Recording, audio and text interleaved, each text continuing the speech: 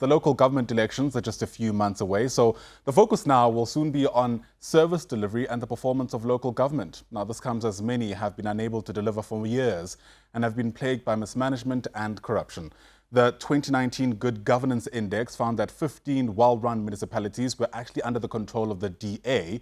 Today, the opposition party will be hosting what it says is the first of its kind summit to look at what innovative governance can do to improve the lives of people. For more on this, let's bring in the DA's Federal Council Chair, Helen Zille, who joins us via our video link. Helen, thanks for your time. Welcome to the program. I can already imagine people suggesting this might be some kind of PR exercise. What would you say is the purpose of the summit?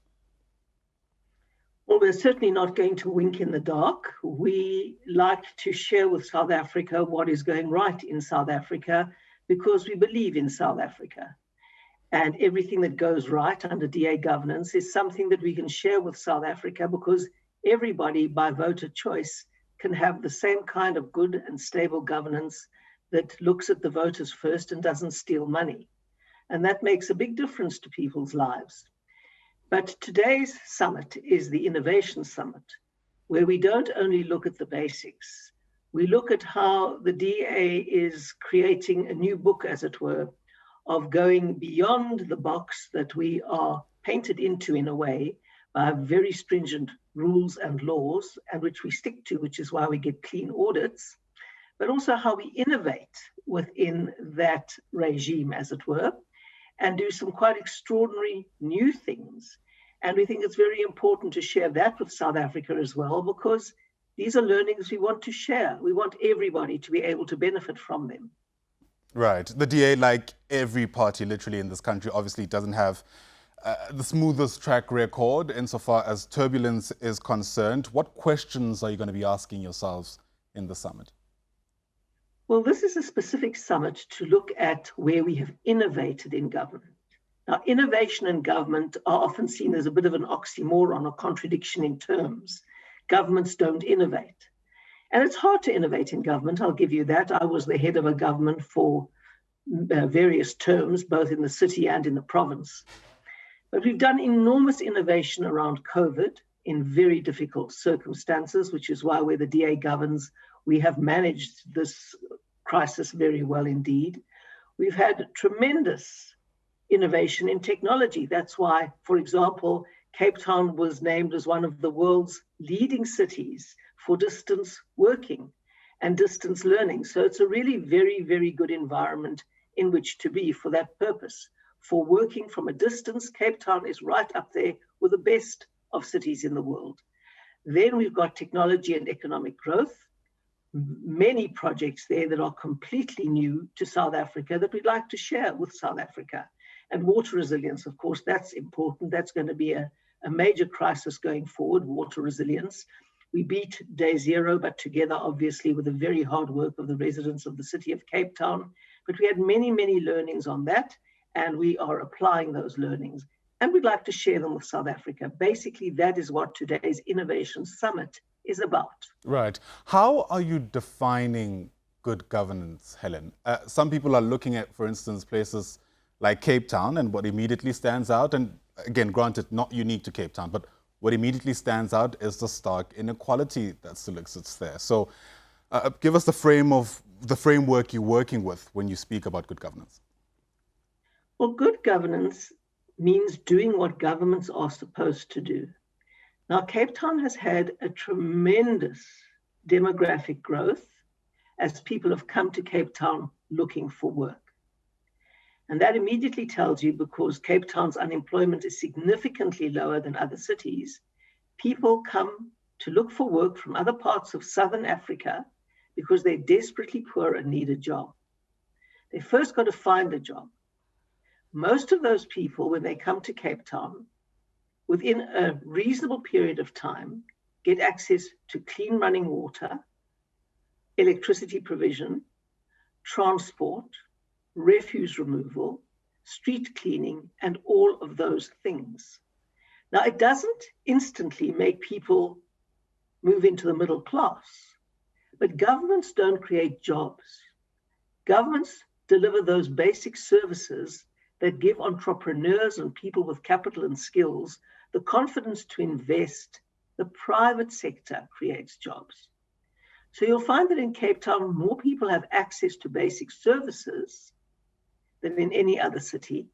And you will need to look very closely at what the role is of government. It is not to create jobs and move everybody into the middle class.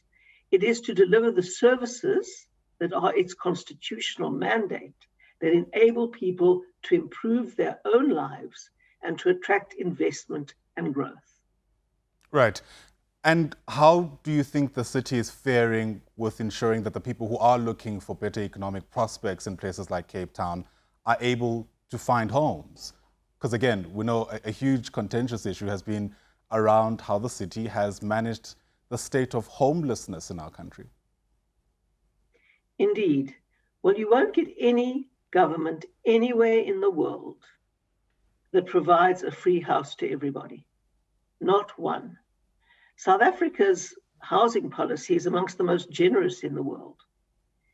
And indeed, in most countries, governments take care of the basics.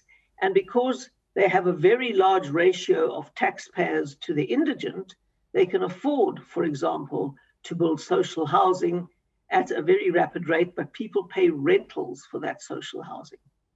So the big challenge that we face is this: how much can government afford to spend on housing? Do they give a lot to a few or a little to many?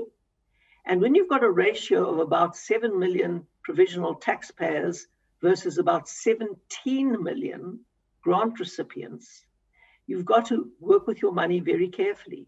And giving free homes to everybody will make a country go bankrupt in a moment.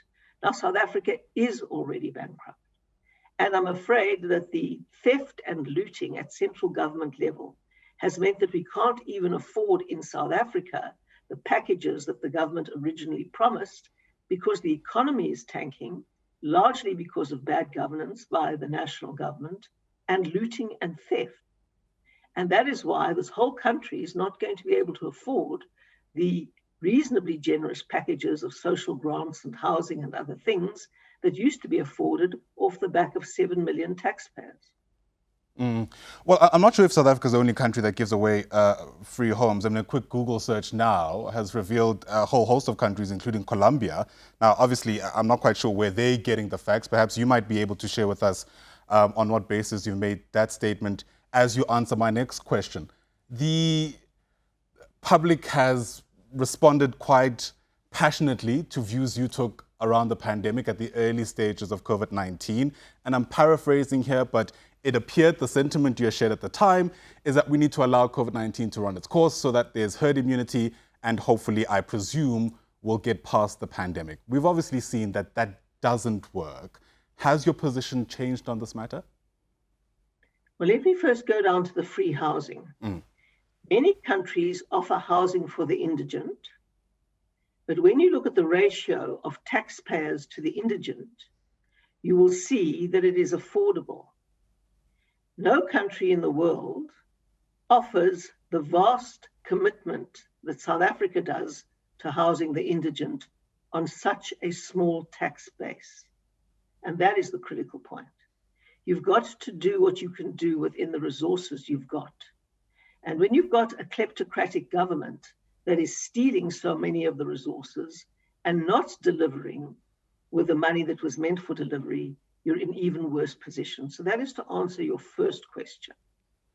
And I would challenge you to find any country that offers such a vast range of free services, especially housing, as South Africa, on the basis of the same tax infrastructure and tax base as we do.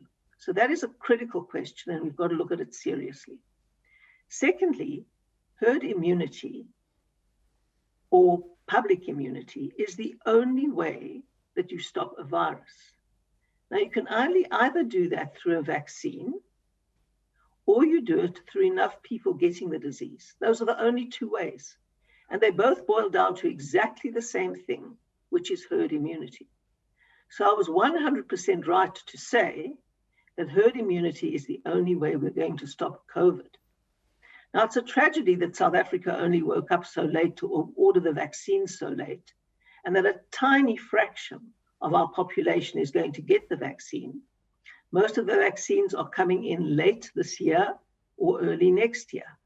So in the end, it is going to be herd immunity, either achieved because people got the disease and hopefully survived it, or because they got a vaccine. So the position still remains. All right, Helen Zille, that's the time, sadly, we only have for our discussion. Thanks very much for your indulgence. Really appreciate it. Helen Zille is the chair of the is the federal chair of the Democratic Alliance. Helen, once again, thanks very much indeed.